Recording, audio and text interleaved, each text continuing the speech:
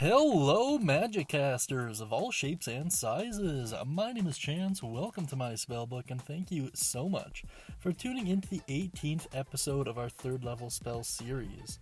Let me tell you, we have a very interesting spell in store for us today, and I gotta say, I strongly regret overlooking this spell so many times whenever I do character creation. Needless to say, on my next character, I'm certainly gonna pick it. Today we're looking at Enemies Abound. This spell is usable by the Bard, a Sorcerer, Warlock, and the Wizard, and it is found in the Xanathar's Guide to Everything book, which has a ton of super cool spells. Most of our favorites are actually found in there. That being said, let's take a quick look at its mechanics here and break it down a little bit further. So the effect at a glance is as follows. On a failed save, the target can no longer distinguish friend from foe, viewing all as enemies. The target can use all means to attack the creatures within range, including reactions. Anytime the target takes damage, they remake the save. The cast time is 1 action, and the range is a very impressive 120 feet. My goodness, that is great stuff. The duration is 1 minute, and it is a concentration spell. The saving throw is Intelligence, the components are verbal and somatic, and the school is Enchantment, which makes sense. Geez, do I love this spell. Think it's so cool. Now let's take a quick moment here and check out its full description.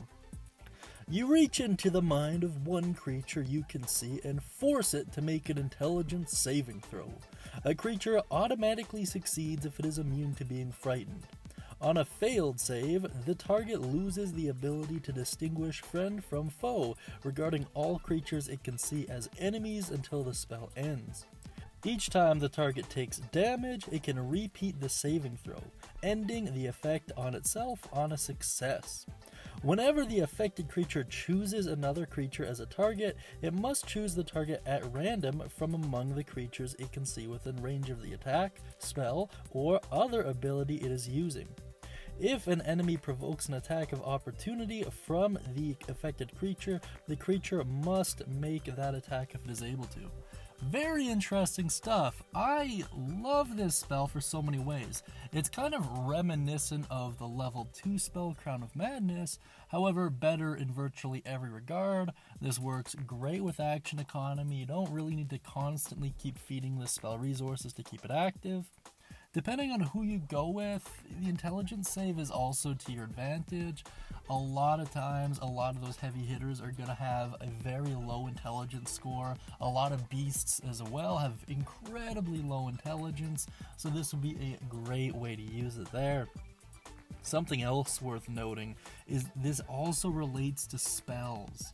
God, do I love that. I love the ability of you tricking a high-level wizard or someone with some limited charge magical item into burning up their resources on their own. Man, I think that is so unbelievably cool, let me tell you. That being said, let's take a quick moment here and check out some alternative uses. So I think arguably the best person to use this on is anyone of influence. For example, kings, queens, mob bosses, high wizards, people of that nature.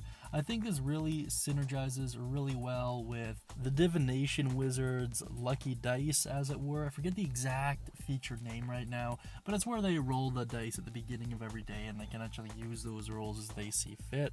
So it'd be a great way into making sure that wizard bombs that intelligence save and potentially uses a high-level fireball on their perceived enemies. Another thing I'd like to point out really quick here is that there's nothing in this spell that says if the creature feels like it is in imminent peril, the spell fails.